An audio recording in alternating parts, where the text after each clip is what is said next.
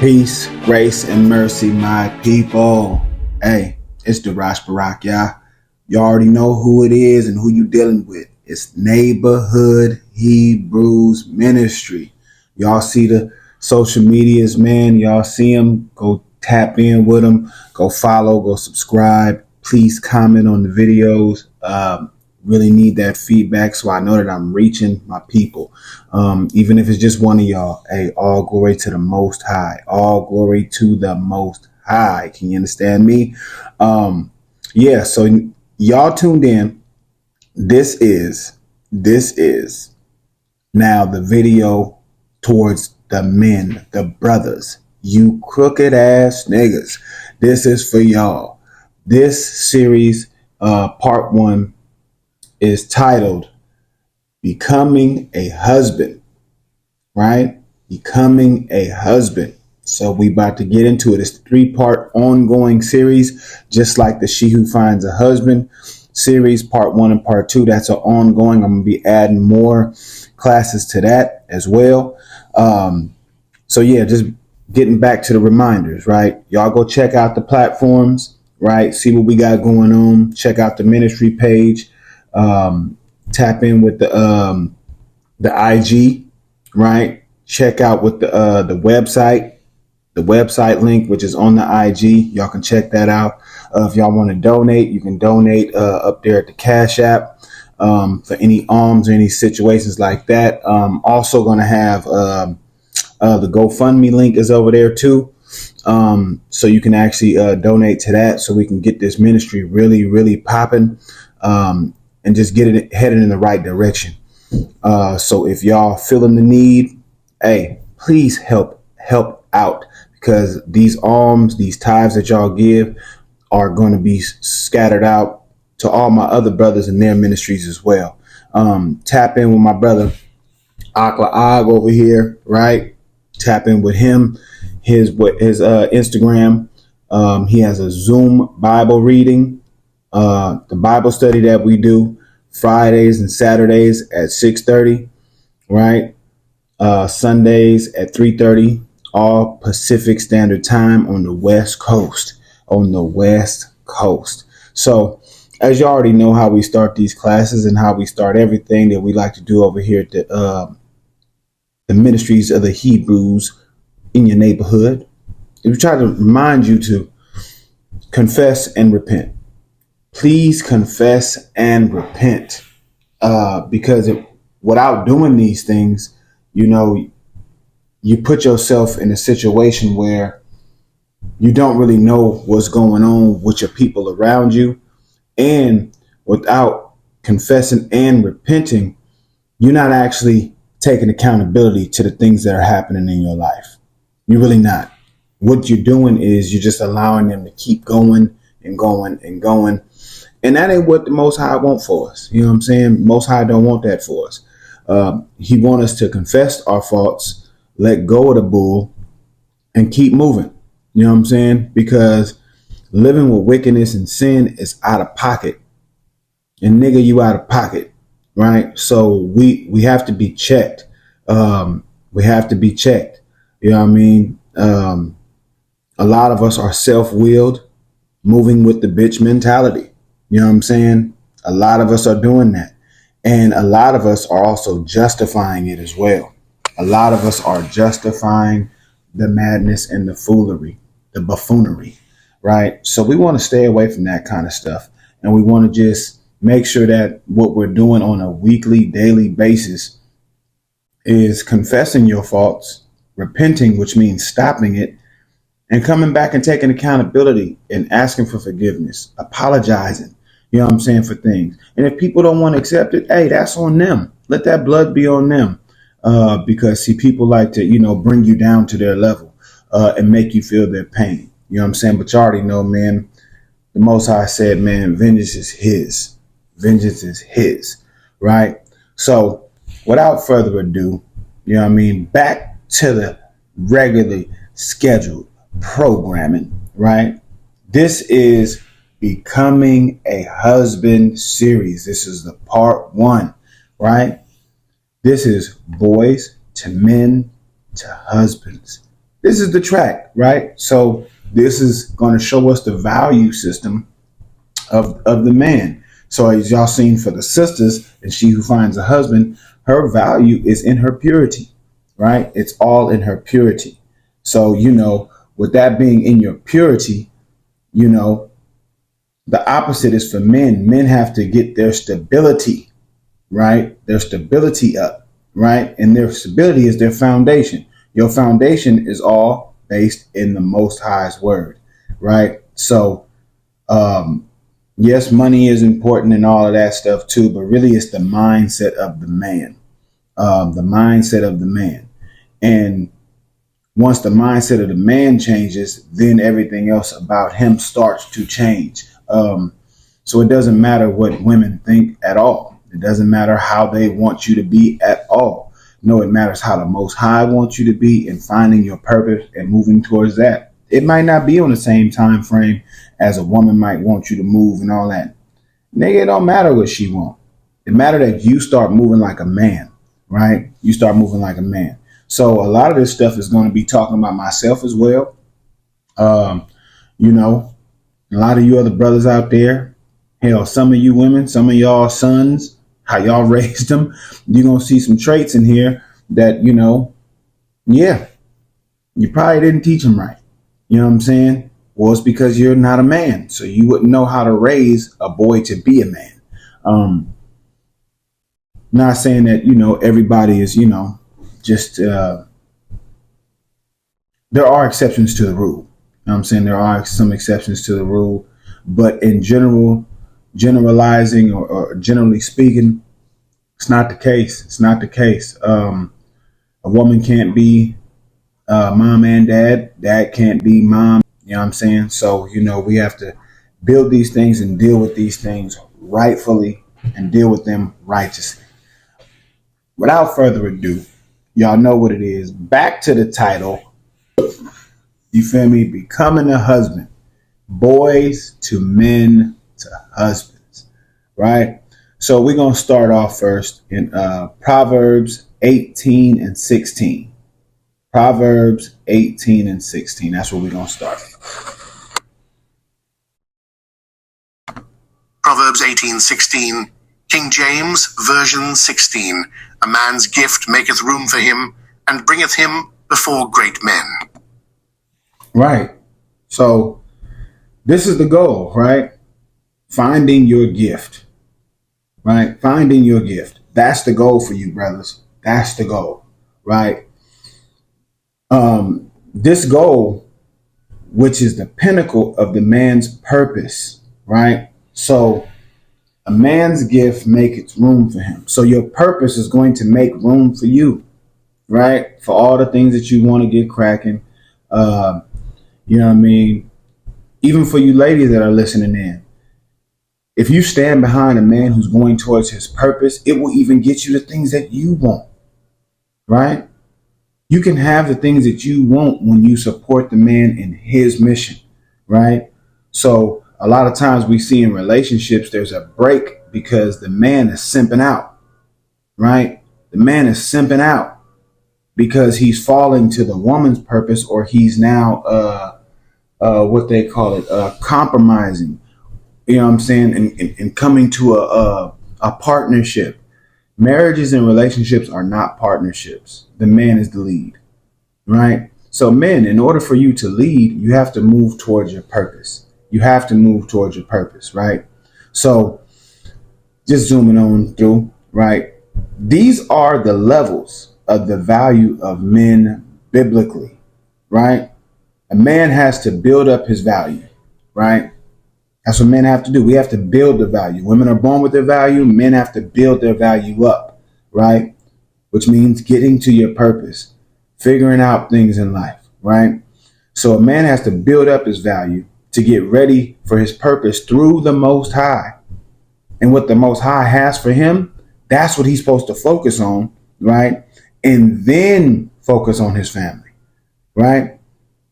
Boys play, men plan, and husbands execute. I'll repeat that again. Boys play, men plan, husbands execute, right? And mind you, I'm speaking it from an angle from, I was married, and I was in between the boys play and men plan stages and levels, right? And I was, because I had always got a whole lot of ideas, but I wasn't sitting on nothing. I wasn't standing on nothing. Yeah, I was trying things, and I was going at them, but I wasn't focusing on what my actual purpose and my talent and my gift was, right? So that might have been, some inadequacies that, may have led to, among other things, that may have led to, why my ex-wife, wanted to not be a part of it. You know what I mean? And I understand it. I get it. You know what I mean? But it's because I was being a sucker ass nigga. Period. Even though I thought I was standing on business, this goes for a lot of y'all brothers who think that you're something that you're not, right? This does not give credit, or this does not condone the behavior of women wanting to leave their husbands, because that is not biblical. You will not find that in the Bible at all. You will not find one example of a woman leaving her man, right? But men, we have to actually stand up, especially if you claiming to be, a faithful man to the Most High, a righteous man to any degree. You claim to be a believer in the faith. You know what I'm saying? I don't give a damn if you think you're a Christian or a Hebrew. It doesn't matter, right? We got to get out of this sucker nigga stage, which is the boy stage, right? So let's be real. Most of us, we ain't husbands as of yet. Most of us are not husbands. And you may act like you are. You may act like you execute, but you don't. You don't execute. Now you got some plans, but you ain't really picked one. And even the ones that you picked, they not really fitting your purpose. They're not really a gift that you actually possess. You just see the bag, right? And we want the bag because we see the others chasing the bag, right? This is what it is. You know what I'm saying? Matter of fact, we're gonna pull up a scripture real quick, just aiming towards that point. This was actually a script because we didn't even write a lot of the stuff that was being brought out down. So it kind of sucks, but you know what I mean? I'm going to go back in here real quick and we're going to pull this up. Let me see. I think it's verse 22. Right. So y'all check that out. Boom. First Esdras, chapter 4, verse 22. This is in the Apocrypha, right? This is in the Apocrypha. It says, by this also you must know that women have dominion over you. Do ye not labor and toil and give and bring all to the woman? Right? So this is talking about suckers, men being suckers towards women and not actually being kings, right? Not actually being kings, being weak over, wine, being weak over women and giving ourselves over to these women, right? And when we give ourselves over to the women, that involves everything, our labor, you know what I'm saying? Everything that we're doing, we're giving it over to them, right? And we bring it to them. So everything that you're doing, you're doing it for her, right? But getting back to the topic, right? So this is just a nugget for the sisters that are tuning in, and even for you brothers to even announce this to sisters that you may be talking to or dealing with, whatever. Remind them of this, right? The best time for a woman to attach herself to a man is in his planning stage, right? To build and help him execute. So you following this man while he's in his planning stage, right? And help him execute that, because a man can't become a husband until he finds a wife, right?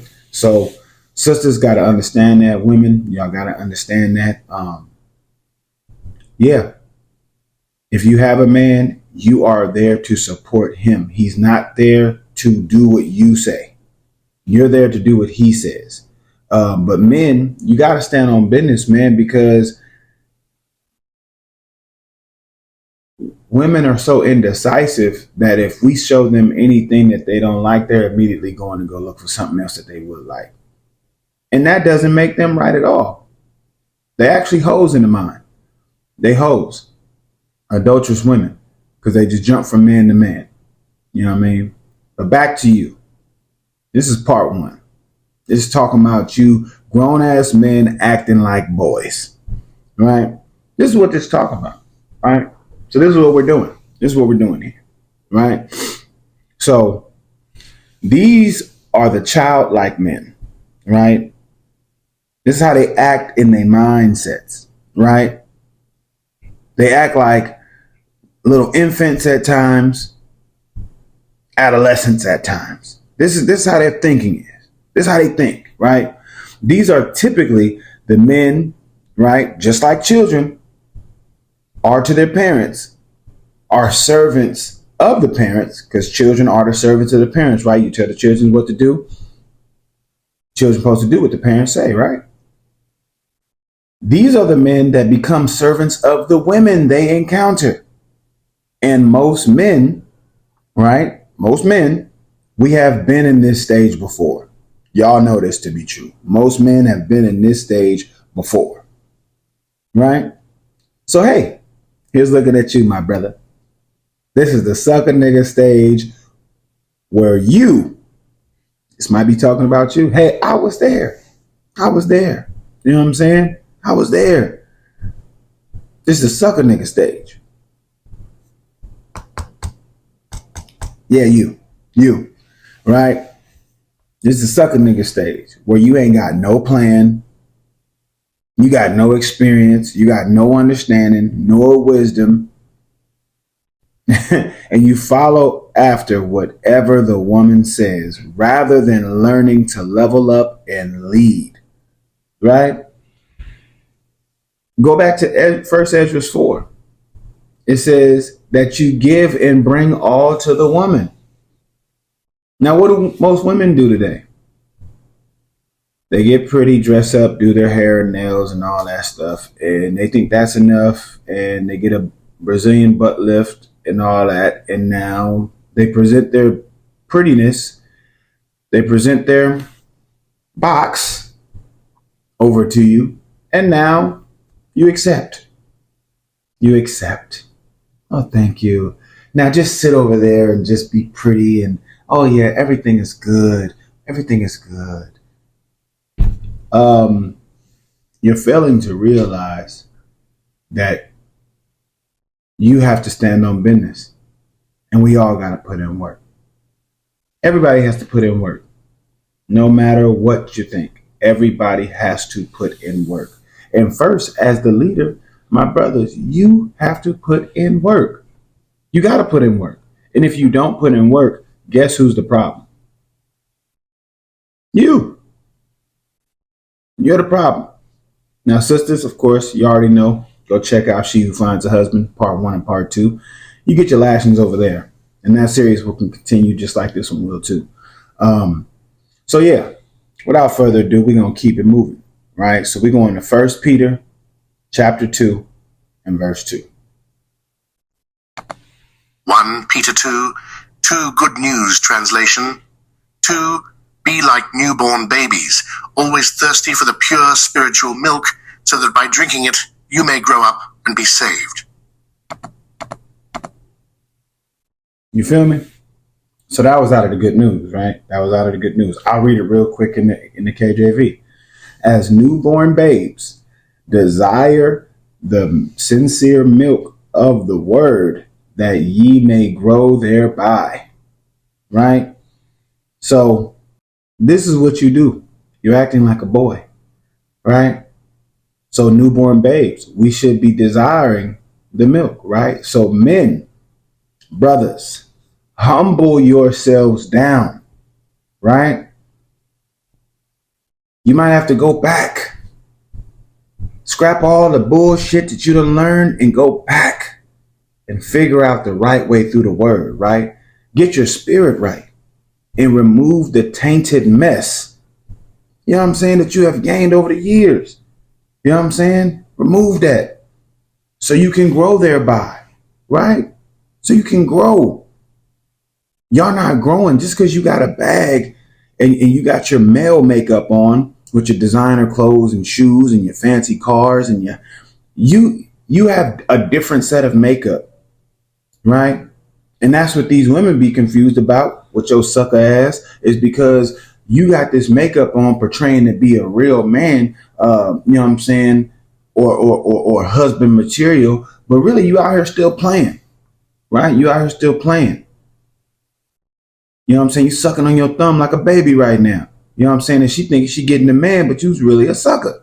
You know what I'm saying? So, you know, these are just things that we need to know about ourselves.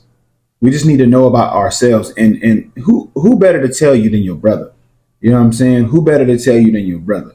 So, you know, the crazy part is we gonna get a whole lot more hits from this one than the She Who Finds a Husband, because women don't really share this kind of stuff, because women like to coddle because they're based off of emotions. So they're gonna be more of a respecter of person, right? But us men, brothers, I know as soon as I send this out to brothers, man, they gonna check this out. They gonna check this out. And they might not agree with, you know what I'm saying, some of the language that I use, but that's cool. As long as y'all hear the message, right? As long as you hear the message, you know what I'm saying? Stop trying to be over righteous, brothers, and check out the message. Nigga, you slipping. And if this is you, hey, bro, fix it. If it's not you, pass it to somebody who you believe that this may be.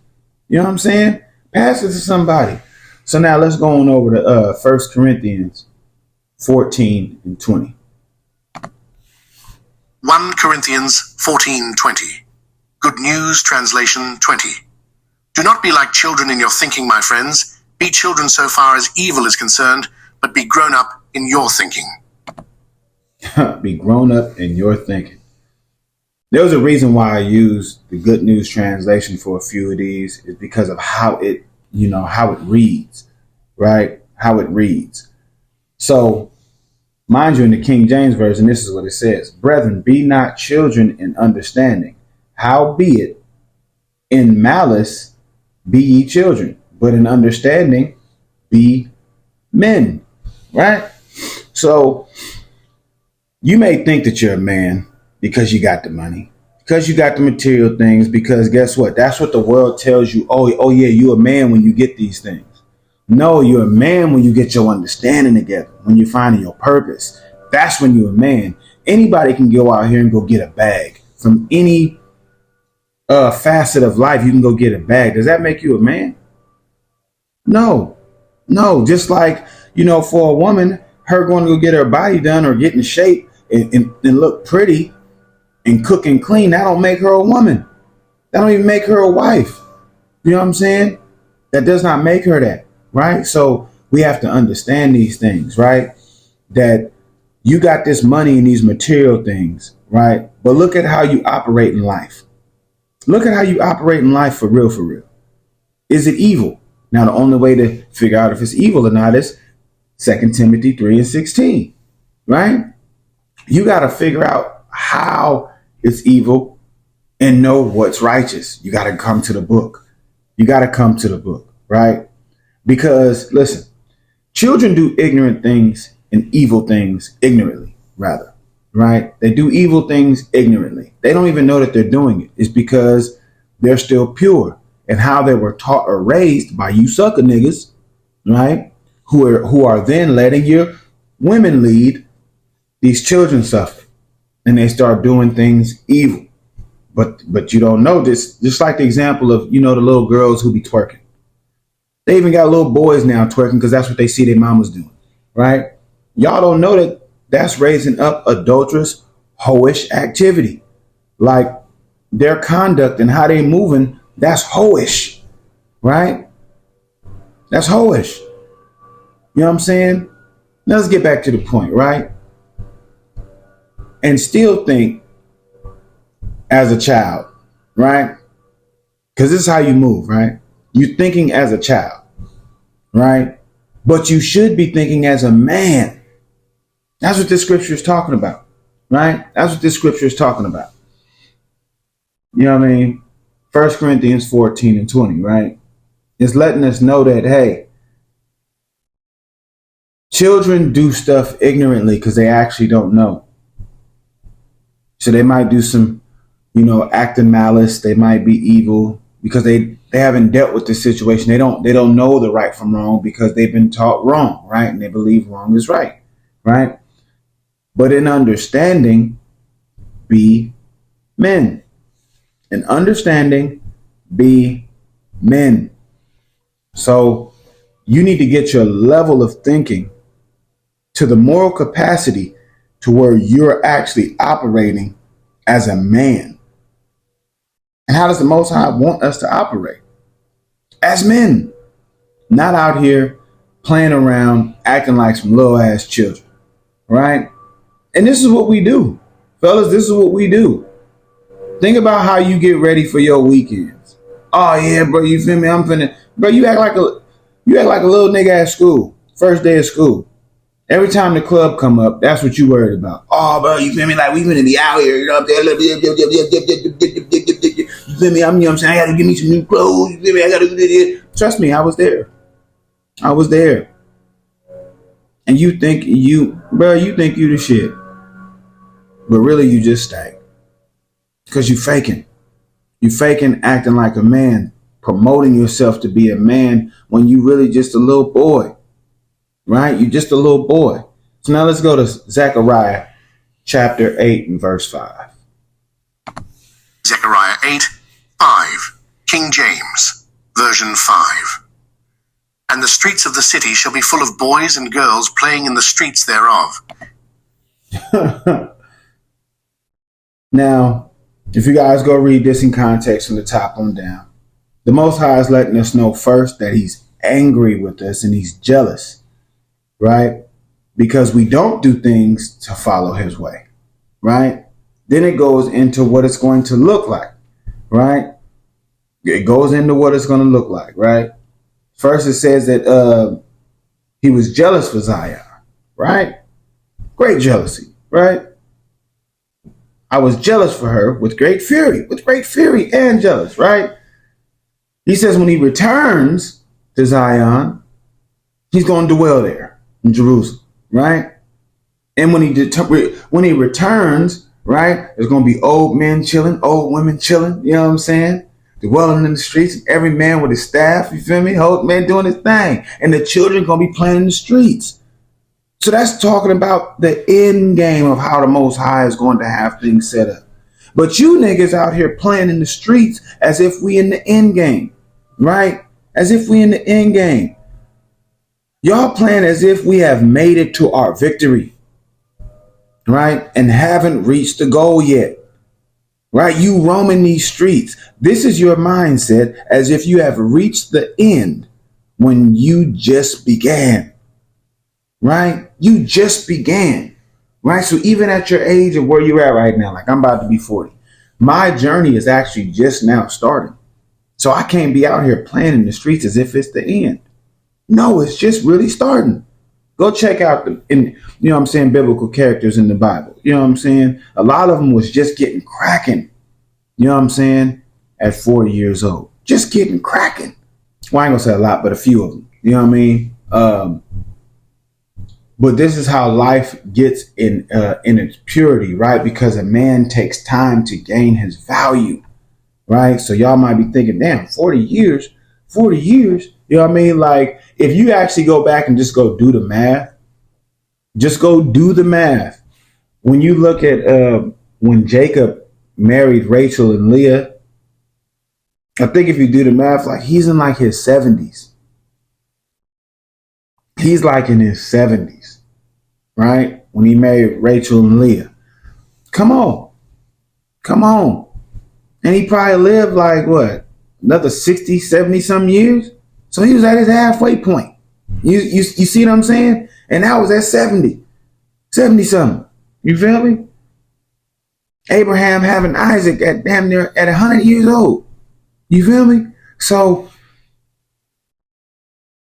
you guys are spending your time playing, right? You're playing out here as if you actually know what the hell you doing.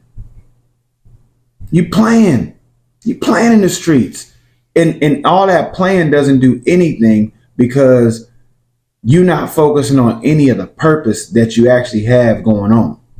You're not focusing on it, right? You want to get to the playing, staying up all night, being out all night, right? Oh man, you feel me? Like you gotta check the bag, You're doing all this just to appease women that you really don't even like for real. You just want to run around and just tell your partners, oh, you feel, you know what I'm saying? Oh, yeah, I cracked that one. You feel me? I popped that one. You feel me? I opened that box. You know what I'm saying? That's all you want to say, bro. That's childish. That's childish. Bro, I came from that life. I know what it looked like. I know what it looked like. I know what it feel like. I know all that. I hear you. I see it. I know. Nigga, change. Change.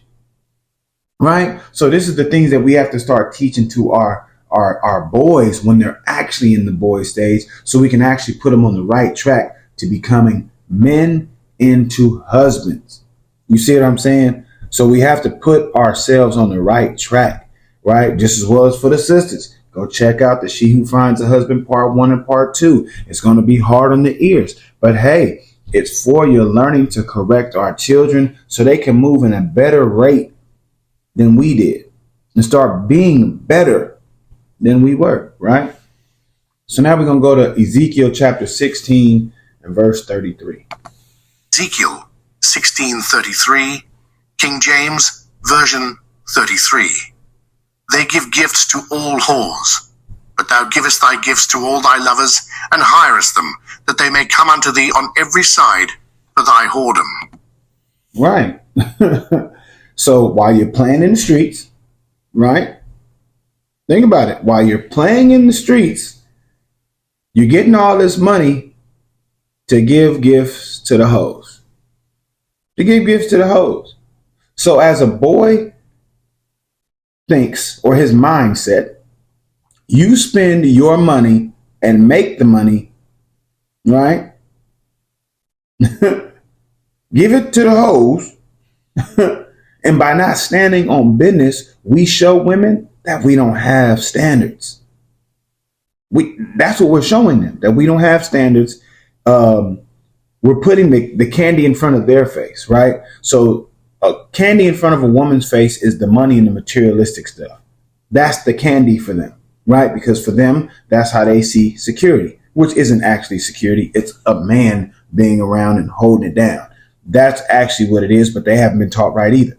Right? But so you present their candy in front of them.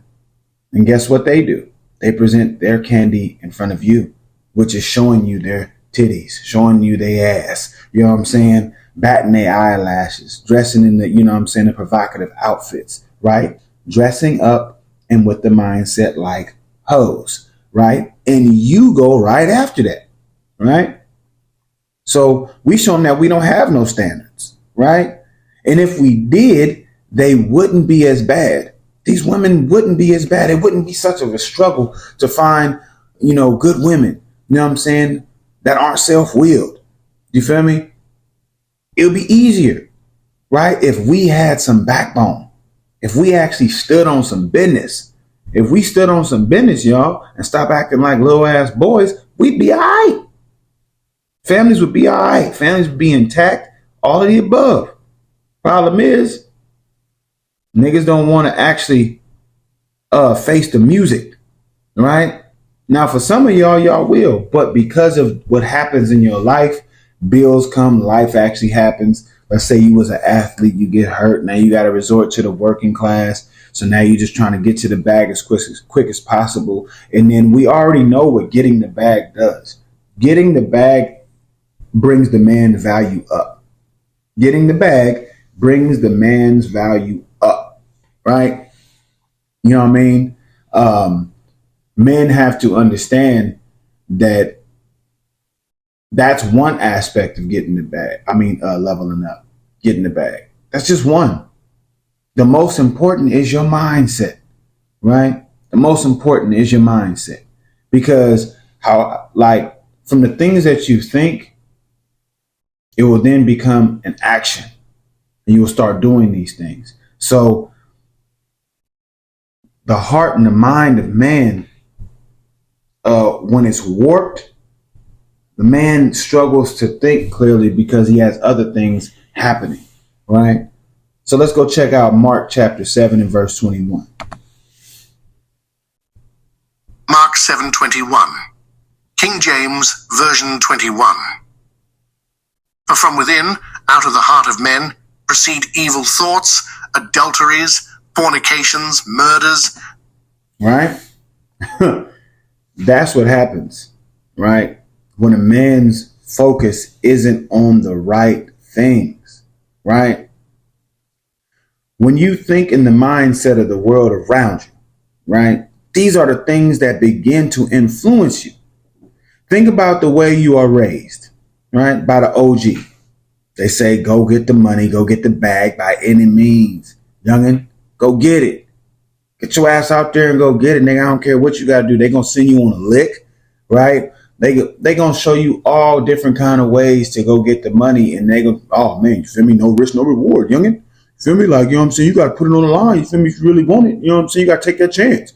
You know what I'm saying? You got to treat yourself. Don't cheat yourself. You feel me? They're going to give you all this type of worldly ass bullshit game. It's a game because they're playing, right? Even in their old age, they playing, right? They're going to tell you to get the money out the woman, right? You know what I'm saying? Go fill up that little black book you got. You feel me? Every time you step out the house, they like, oh, man, you feel me? Like, you better come back with a couple numbers, youngin'. You feel me? Like how I used to do. You know what I'm saying? They're only speaking from their trauma because they actually never leveled up out of the boy into the man stage. And they might even be in the man stage, but they still reminisce and still want to go back to the boy stage. They want to go back to playing, but they might be in their planning stage. But in their mindset, they haven't changed. They still worldly with it. So you have the evil side, right? With boys playing. And you have the righteous side when boys are playing. Okay, boys are playing. Okay, you only play for a little short time because you're trying to figure out how to grow into being a man. On the evil side, you just playing in the streets. You learn how to do all this wicked stuff. You feel me? You just stay there, right? On the righteous side for men, you plan. You plan for what? You plan to uphold something of righteousness structure, right? No matter what the world thinks about it, it may take longer than what you think. On the wicked side, a man plans. He's just trying to get that bag and get his bag up. And you feel me? He going to get a couple cars, couple houses. You feel me? You know what I'm saying? Got money come from this way and that way. Yeah, it seems like he has a plan, but it's wicked. It's in the world, right? Then when you become a husband on the righteous side, you start to execute all of these righteous things, right? All these righteous things, you start to stand on business, right? But in the world as a husband, all you worry about is just providing. Oh, yeah, man, I got her this, I got her that, man. I just tell her this man to be at the house, man. I'll be right back. Bro, you're not actually leading your household. So when you come back and she over here, you feel me, messing with the pool, man. You know what I'm saying? Getting beat down by the plumber. You understand me? Bruh, that's your fault because all of, on that wicked side, that's what y'all doing. That's what you're used to. Right? So this class, this series, this part 1 is trying to help us come out of the mindset of the world and step into the mindset of the Most High and follow his word, right? That's what we're trying to get to. That's the focus, right? That's the main focus of what's really going on, right? So since we touched on, fornications in there, right? Since we touched on fornications, I want to go and I want to talk about that just a little bit. So we're going to go to Matthew chapter 5 and verse 32. Let me pull it up here.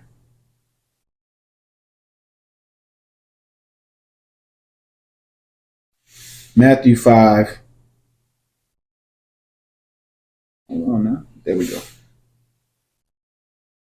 Matthew 5 and 32. Matthew 5:32, King James Version 32.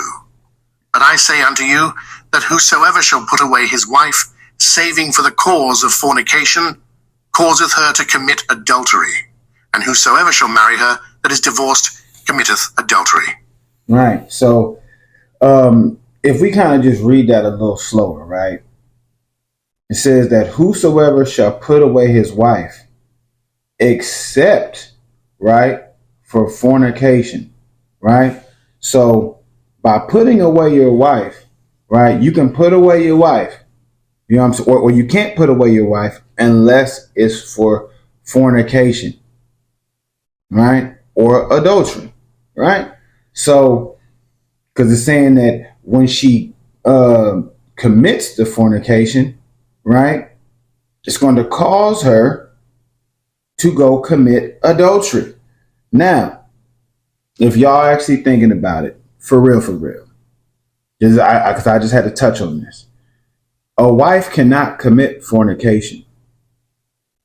Because if a wife sleeps with any person else, right, now the fornication she would have to do would be Leviticus 18, right?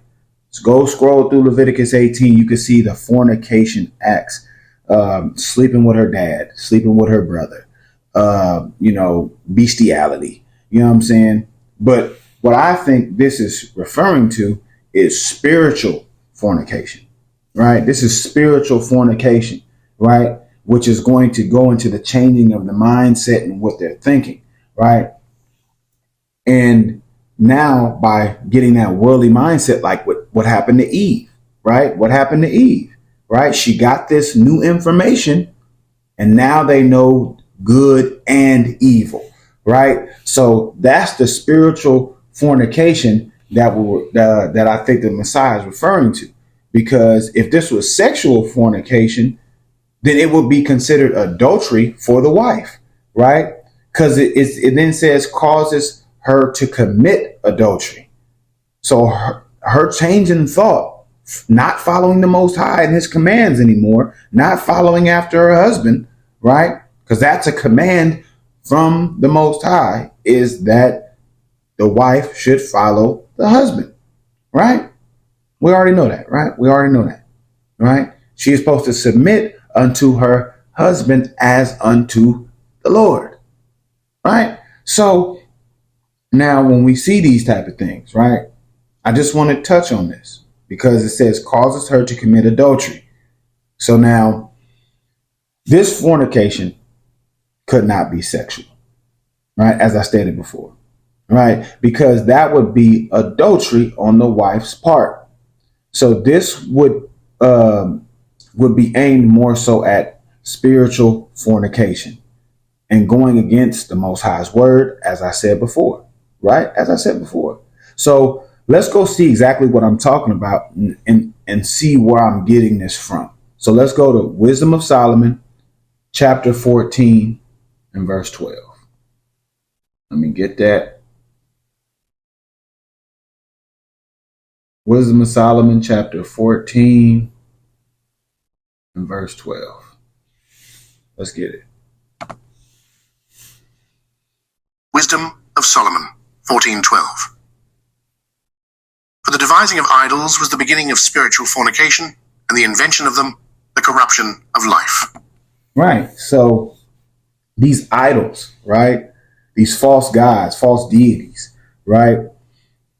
When they came into play, right, that was a new form of indoctrination or education, right?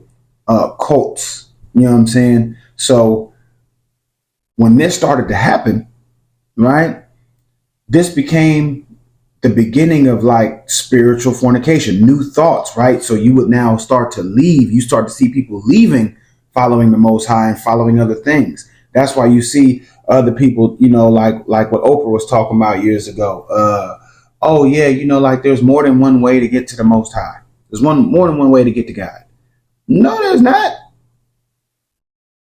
No, there's not.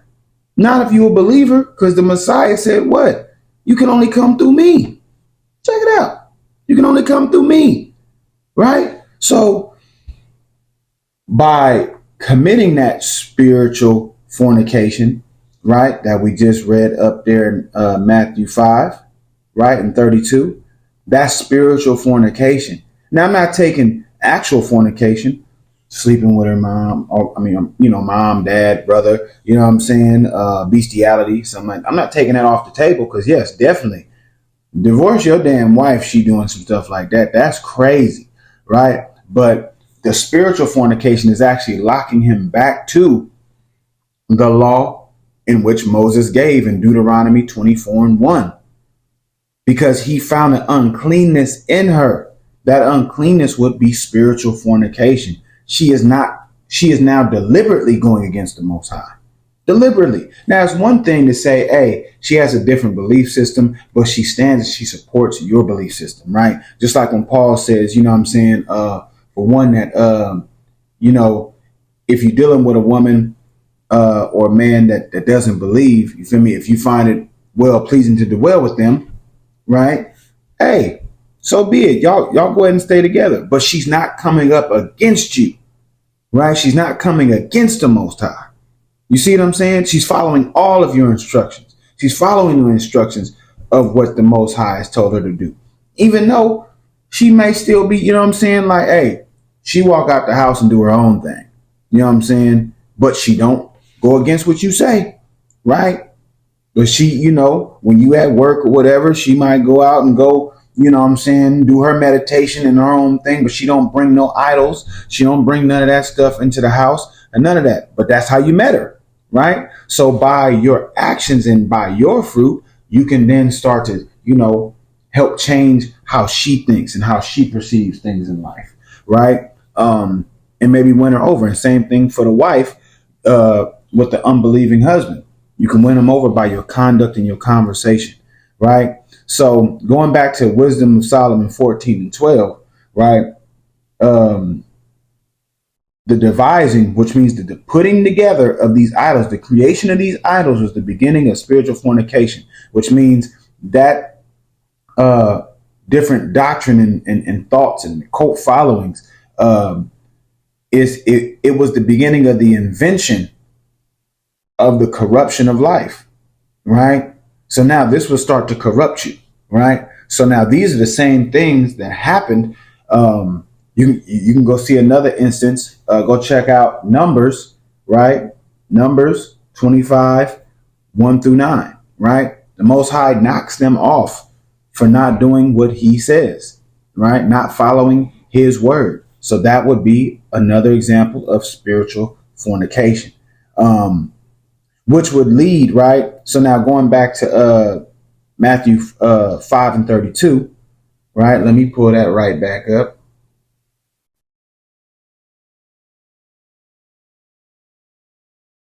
Let me pull that right back up one time.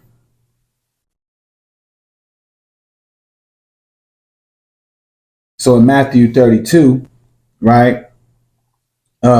This would lead her, right, to being self-willed.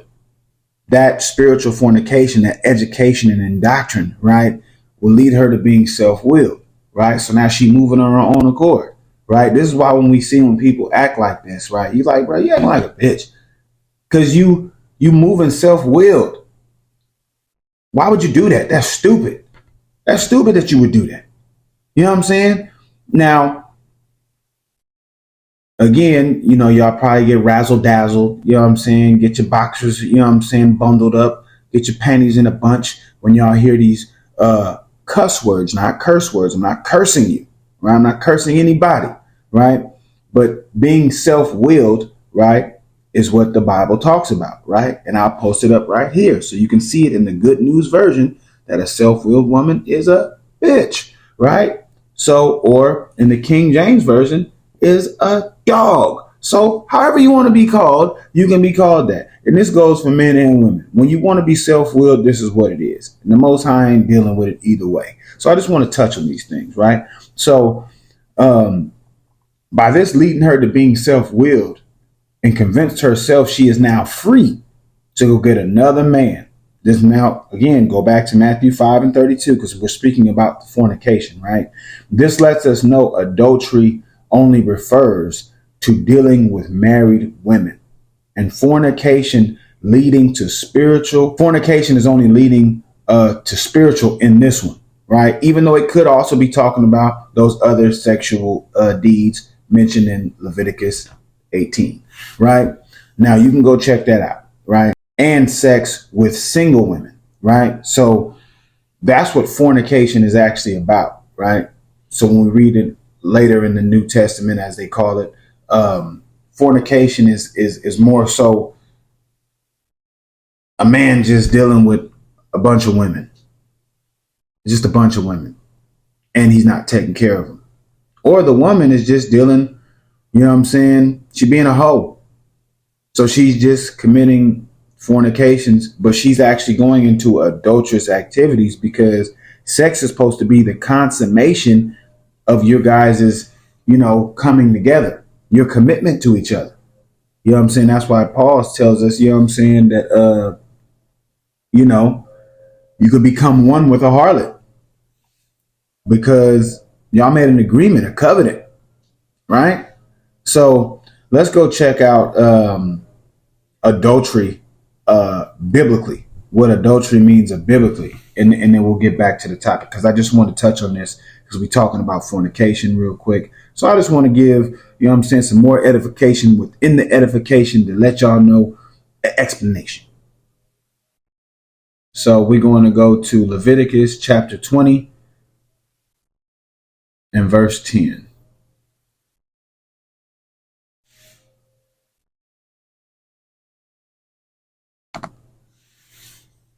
Leviticus 20:10, King James Version 10. And the man that committeth adultery with another man's wife, even he that committeth adultery with his neighbor's wife, the adulterer and the adulteress shall surely be put to death. So as you can see, adultery is only tied to another man's wife, right?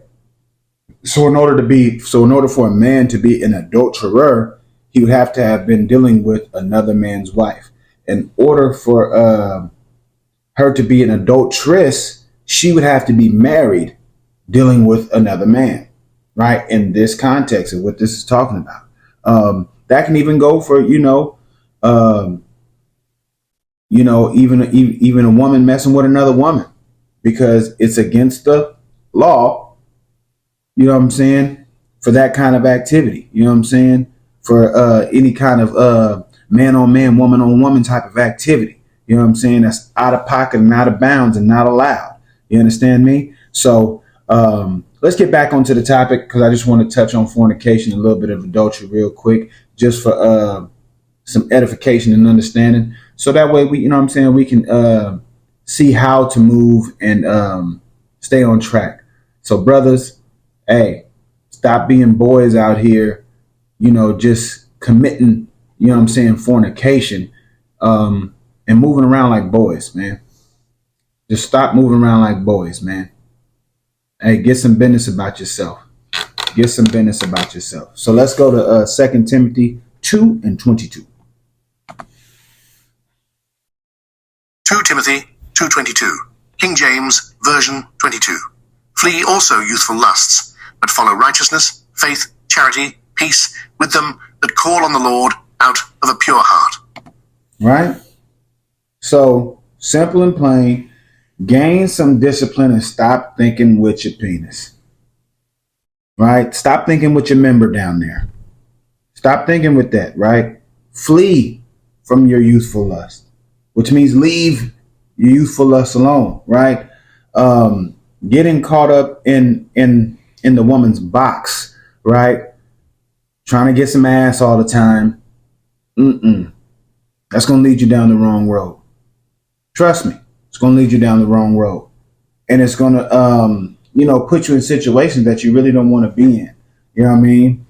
I'm sure a lot of us, you know what I'm saying, as myself, have been burnt, you know what I'm saying, with STDs and, you know what I'm saying, you're walking around here, you know what I mean, losing confidence. You might actually have children, you know what I'm saying, with women that you ain't want to, you know what I'm saying. All these things have happened to me, you know what I'm saying. And, this is why I'm trying to impart some wisdom onto my brothers, you know what I mean, to where you can start to see your faults and you can wake up out of this damn dream state that you're in. You feel me? Because when you follow these youthful lusts, right, it keeps you away from righteousness. It disconnects your faith, right? You don't want to give charity and love, right? You don't have a peaceful mindset. I'm telling you, when these things happened to me, man, when I got burnt, man, look, man, I fell into depression, man. I wanted to kill myself, right? Because at the time that it happened, man, early 20s, man, I'm thinking my life over with. Over with. You know what I'm saying? So, peace leaves you, man, but we have to get back to following righteousness, getting our faith back intact, getting the charity cracking, right? Giving some alms, right? Peace, right? Finding that peace within the Most High, man. And, getting back to a pure heart, right? Going to go get cleansed, you know what I'm saying? From within the spirit, you feel me? So it can come out, right? So these are the things that we talking about. So, that's why I put this scripture here within the class, so y'all could see it right after we just got through talking about fornication and adultery, right? Because those are all child boyish things, right? Now, of course, women grant access to the sex, right? You know what I'm saying? We talking about, two consenting adults that aren't, aren't on no BS, right? The woman holds the access to the sex, right? Men hold the access to the commitments, right? The marriages, the relationships, right? We hold that, right? So, we control the vibe. You know what I mean? We control the vibe. The women are looking for the vibe, right? Now, they shouldn't be looking at all. They should be waiting around, waiting to be found, right? But be ready to be wives. But in the state that we live in now, in the time that we live in now, ain't everybody's moving based off of how the other one's actions are. So if men, we are the leaders, nigga, it's time to lead. It's time to lead. And women have to understand that if we stand on standards, that they should, what you're finding is you're looking at, most women are looking for men to be at the husband execute stage, and then they want to just come in. Oh yeah, well, yeah, now take care of me because I'm seeing you doing everything. No, women need to start coming in, and men, you need to start standing on business in your man plan stage. So in the man plan stage, you meet a woman, you're like, hey, look, this is what I'm about. This is what I got going on. Is you with it? Is you rocking with it? Because if you're not rocking with it, I'm gonna move along. I don't care how pretty you are. I don't care how fat that ass is. I don't care how big them titties is. I don't care how pretty your face is. I don't care. No, none of that. None of that. If you ain't about the program that I'm on, I'm gonna move on. You see what I'm saying? I'm gonna move on. So we can't fall to our youthful lust. And when we do that, it's gonna hurt both us and them, which in turn hurts our family structure. Because as y'all know over here in Neighborhood Hebrews Ministries, we all about the family, getting the family back together. You know what I'm saying? So let's pop on over to Ephesians 5:15 and 16. Ephesians 5:15 and 16.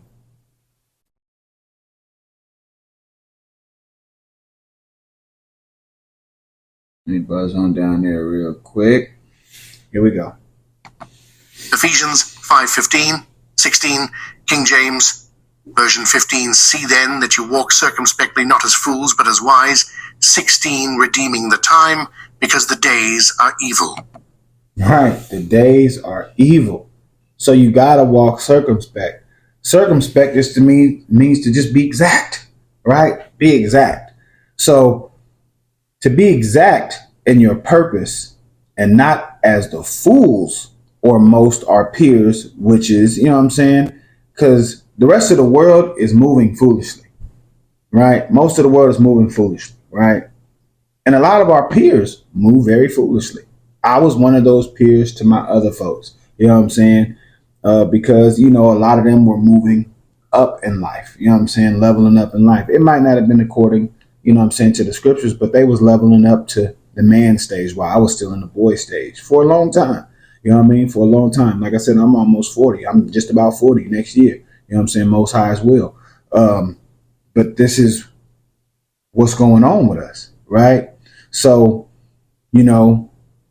most of our peers move this way, which is what most men do as young men, just chasing women, right? And a path to the bag, but not their purpose, following the word, right? So you find yourself just chasing this bag, right? Right?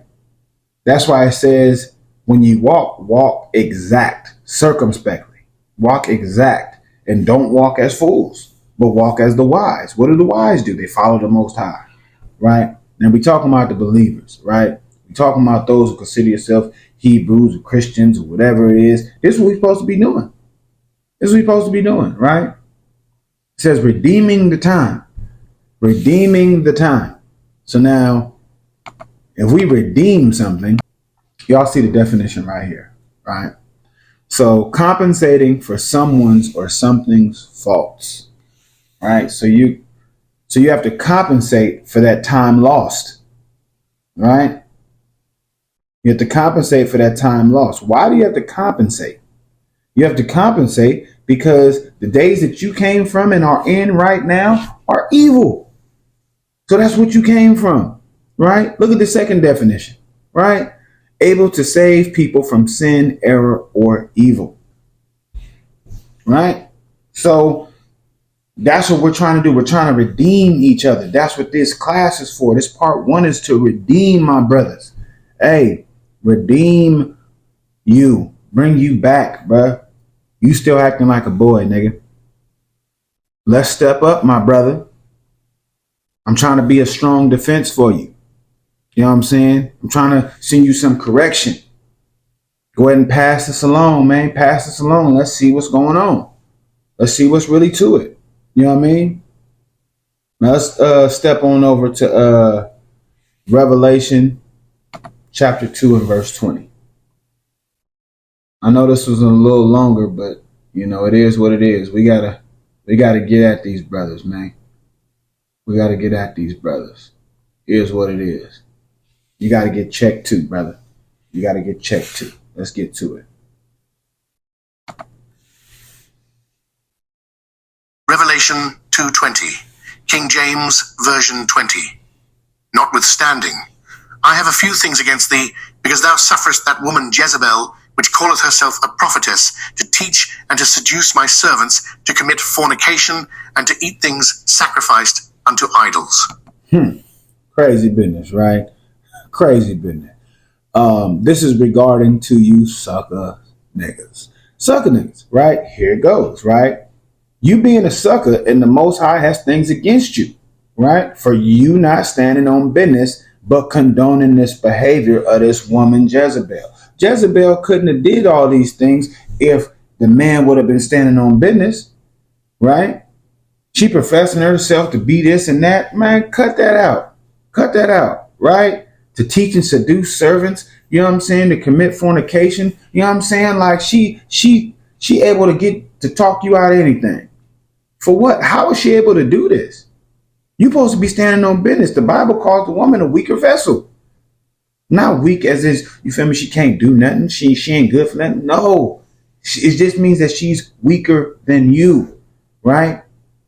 You stand on logic. She stands on emotion. So she gets moved a little easier. You know what I'm saying? This way or that way. You're supposed to lead her. You see what I'm saying? You're supposed to lead her, right? The woman was created for the man, not the man for the woman, right? So this is what we have to understand, and this is what we have to, continuously do and move in this walk. You know what I'm saying? It's a lot easier to concept if we actually, get a grasp on what we're supposed to be doing as men and not moving as boys. So let's go over to Jeremiah chapter 1, 6-8. Now we would, start at verse 5, you know what I'm saying, to be known from the womb and ordained and all this, but the point of what we're talking about is in verses 6-8. Let's go. Jeremiah 1:6, King James Version 6. Then said I, Lord God, behold, I cannot speak, for I am a child. 7. But the Lord said unto me, Say not, I am a child, For thou shalt go to all that I shall send thee, and whatsoever I command thee thou shalt speak. 8. Be not afraid of their faces, for I am with thee to deliver thee, saith the Lord. 1. Right?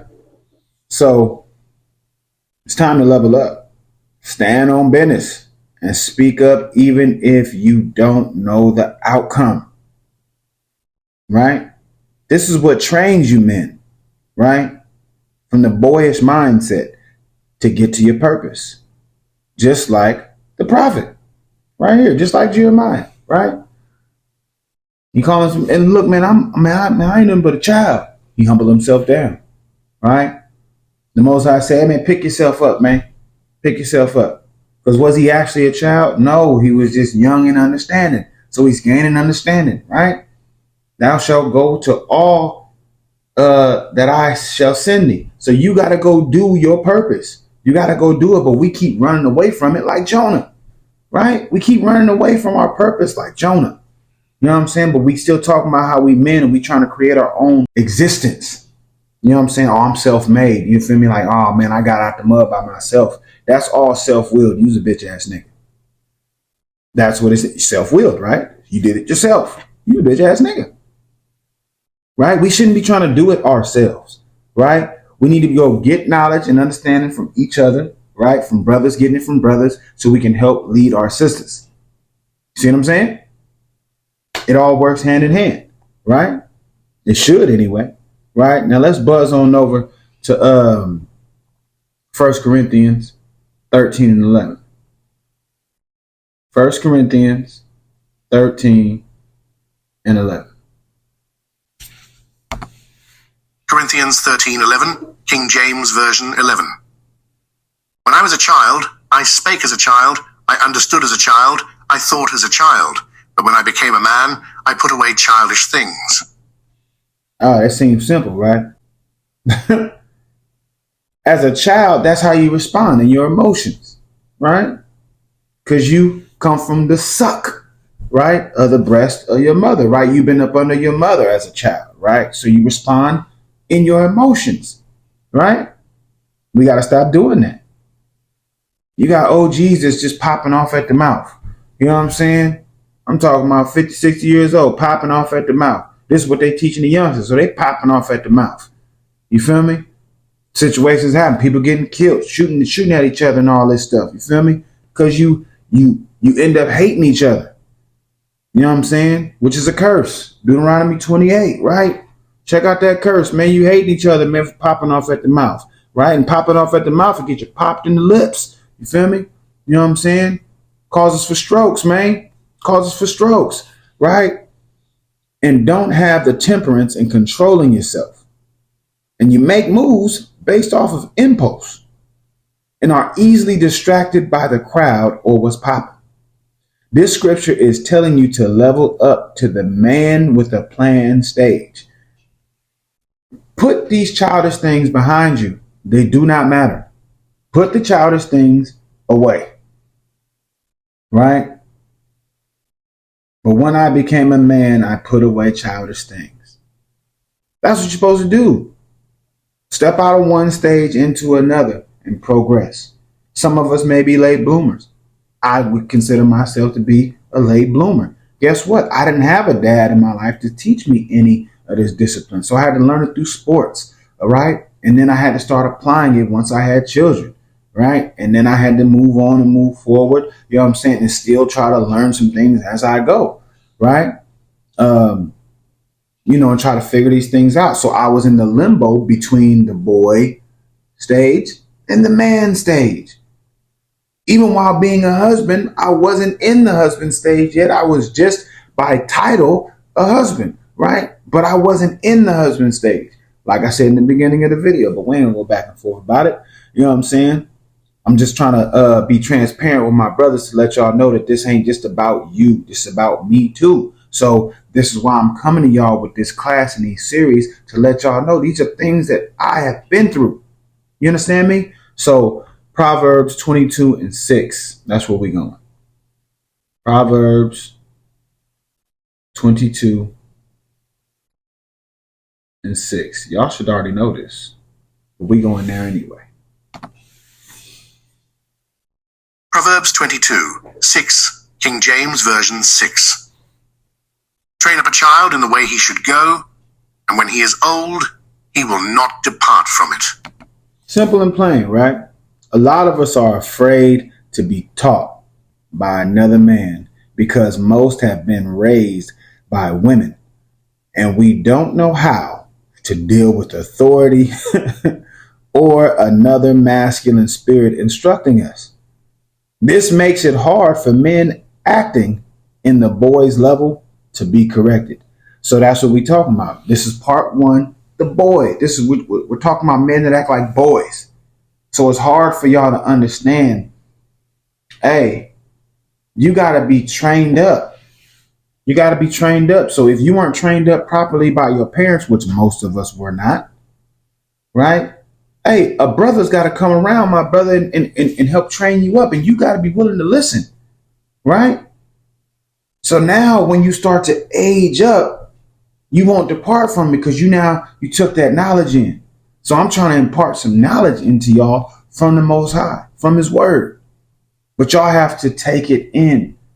You have to take it in. But you just sit around and you fight this correction. You fight it because you think that you're something that you're not. That's the problem. You think that you're something that you're not, right? So, let's go check out something else real quick, right? How to get to the next level from here as a man, right? As a man. So let's go to Sirach or Ecclesiasticus in your Apocryphas, right? 37 and 12. But be continually with a godly man, whom thou knowest to keep the commandments of the Lord, whose mind is according to thy mind, and will sorrow with thee if thou shalt miscarry. So this is telling you brothers, you boys, right, that you need to continually be with a godly man. That's what you need to learn from, right? And this is what you should be doing to level up, right? Whom thou knowest to keep the commandments. So you need to be with a man who's walking in his purpose, keeping the commandments, right? Whose mind is according to what? Thy mind, the Most High's mind, right? He's keeping his will, right? And will sorrow with thee. So he's going to help you through your ups and downs, right? There's going to be mercy there and will provide a way out for you, right? If thou shalt miscarry, he going to help you fix it and put it back together by sending you to the word, guiding you to the word. So you have to humble yourself down, right? Humble yourself. So now let's go on over to Luke chapter 2. Luke chapter 2, 41 through 49. All right, here we go. Luke 2:41, 49. King James Version 41. Now his parents went to Jerusalem every year at the feast of the Passover, 42. And when he was 12 years old, they went up to Jerusalem after the custom of the feast, 43. And when they had fulfilled the days as they returned, the child Jesus tarried behind in Jerusalem, and Joseph and his mother knew not of it. 44. But they, supposing him to have been in the company, went a day's journey, and they sought him among their kinsfolk and acquaintance. 45. And when they found him not, they turned back again to Jerusalem, seeking him. 46. And it came to pass that after 3 days they found him in the temple, sitting in the midst of the doctors, both hearing them and asking them questions. 47. And all that heard him were astonished at his understanding and answers. 48. And when they saw him, they were amazed. And his mother said unto him, Son, why hast thou thus dealt with us? Behold, thy father and I have sought thee sorrowing. 49. And he said unto them, How is it that ye sought me? Wist ye not that I must be about my father's business? Hey, real quick slice and dice from the Messiah, right? So this is letting us know something, right? As boys, leveling up, right? We must move like this in the boy stage. In this boy phase that we in, we must be willing to do this. This is why I just read what I just read over in Sirach, right? Be with a godly man. Well, we read about that before. Before that, you know what I'm saying, was humble yourself down, train up a child, right? So we have to be willing to be trained up, right? So this is what you're learning in the boy stage, just as a Messiah, and be ready to learn to get to your purpose, which is the Father's business. Just like what he said, right? He's about his Father's business. What? Wish ye not that I must be about my Father's business? Because he's learning from who? Other wise men, right? So you have to learn from other wise men, right? Now think about this. The fool learns from himself. That's what the fool does, right? Because he messes up. He ain't got nobody around him. He ain't got nobody in this corner he can go to, or he pushed everybody away. So what does he do? He learns from his own mistakes, but he doesn't even really learn. He just keeps going through the same mistakes, right? See, just keeps going through it, the same mistakes, because he ain't got no wisdom around him, right? But the wise learn from other people's advice, other wise people's advice. He's learning like, oh yeah, hey bro, don't go down that road, nigga. Niggas potholes, nigga, they blow your tires out. You know what I'm saying? Look, man, I drove down there 4 times, and out of 3 times out of the 4, I done had to get new tires. So the wise person gonna be like, all right, yeah, bro, I'm not taking that street. I'm gonna go the long way, right? Now let's go look at that. Let's go pull that up in Proverbs 12 and 15.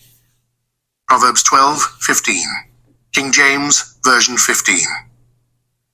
The way of a fool is right in his own eyes, but he that hearkeneth unto counsel is wise. Right? So you got to hearken unto counsel, right? Wise counsel, not just any counsel, right? And don't be connected to your own eyes, what you see, right? We must move toward our purpose, right? We must move towards our purpose. And how do you move towards your purpose? You got to learn. You got to learn from your mistakes. And how do you learn from your mistakes? You go to the wise people, right?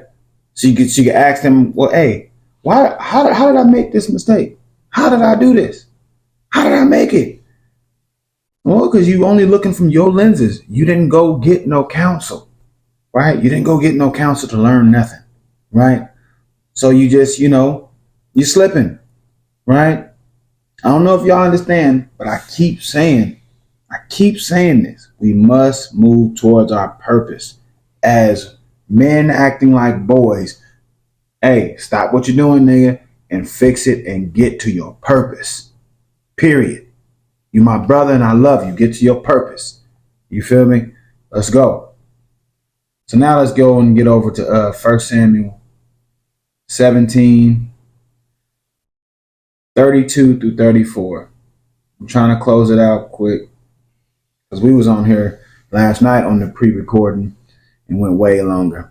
But I'm trying to be quick with it. We closing in on an hour and a half. So yeah, 1 Samuel 17, 32 through 34. 1 Samuel 17:32. 34. King James Version 32. And David said to Saul, let no man's heart fail because of him. Thy servant will go and fight with this Philistine. 33. And Saul said to David, thou art not able to go against this Philistine to fight with him, for thou art but a youth, and he a man of war from his youth. 34. And David said unto Saul, thy servant kept his father's sheep, and there came a lion and a bear, and took a lamb out of the flock. So, again, we must move toward our purpose, even if it seems like there's no chance in hell of it cracking off and happening and going in our favor. This is the road to becoming a man from a boy, just as David did. This is the road, right?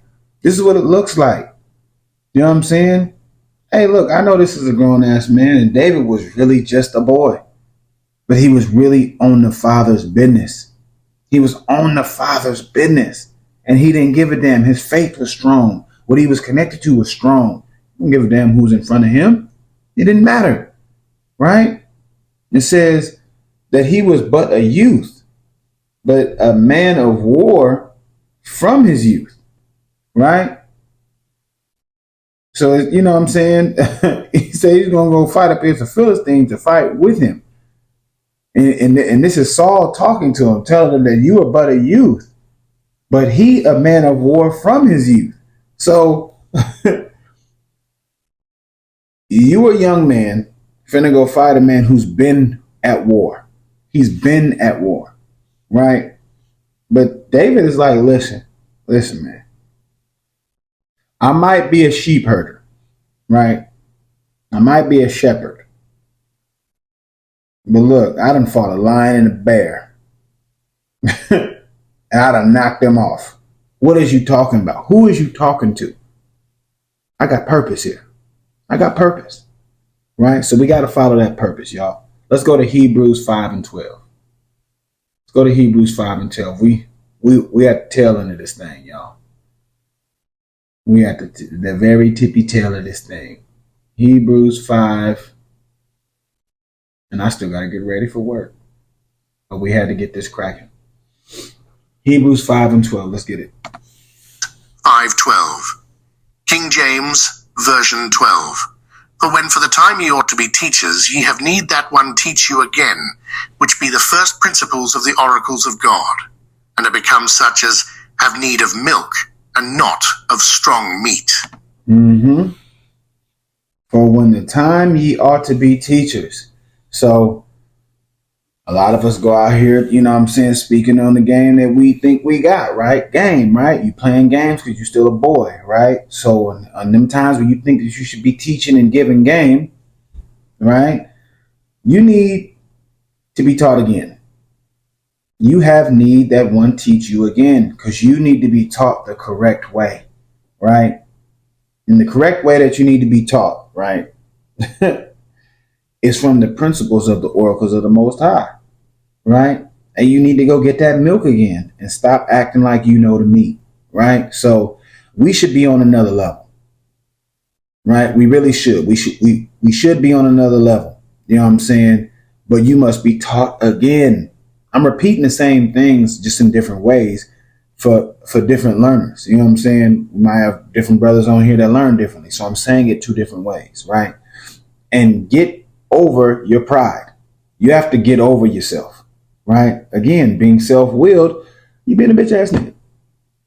You being a man, right? Don't be that, right? Because you're self-willed. Your pride is getting in the way, right? So you can tap into your purpose. So if you push your pride to the side, you can let your purpose thrive, right? And that's what we all trying to do. That's what we're all trying to do. So we're trying to come together and get it cracking, right? So, you know, we're going to end this thing on off with Ecclesiastes, because now we're going to get to the whole duty of you becoming the man that you're supposed to be, right? Becoming the man that you're supposed to be. And we're going to end it on this one right here. Ecclesiastes chapter 12. Y'all know what it do when it do it.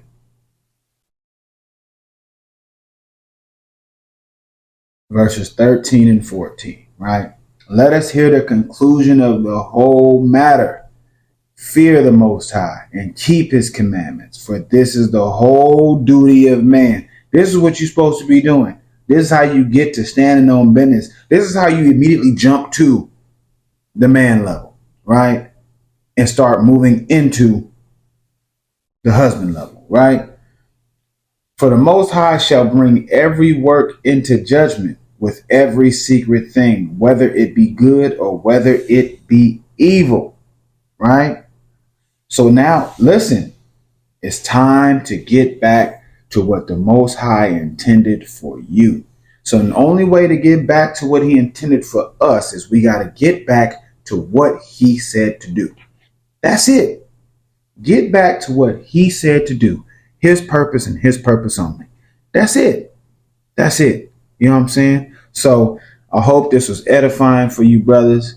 If any of you sisters seen this, hey, go ahead and go send it out to the brothers that you may know. Sisters, you go check out the She Who Finds a Husband series, part 1 and part 2. It's gonna cut your ass too. You know what I'm saying? But brothers, I hope this woke your game up a little bit. This is part 1. Part 2, we talking about a man with a plan. Right? We talking about the man with a plan. And we still gonna be cutting at you, brothers. You know what I'm saying? Still cutting at you. You know what I'm saying? Because we're trying to help each other. I'm trying to help you. This word is even helping me as I'm bringing it out. You know what I mean? So blessings and peace be upon y'all. Peace, grace, and mercy. Y'all know what it is.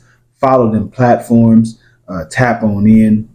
Send some alms. Help the ministry grow and become something. So, we can all just be, you know what I'm saying, servants unto the Most High.